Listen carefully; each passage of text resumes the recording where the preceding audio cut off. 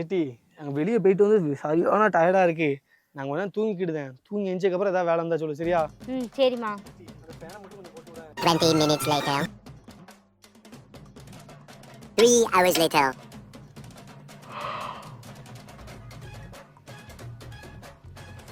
Oh no!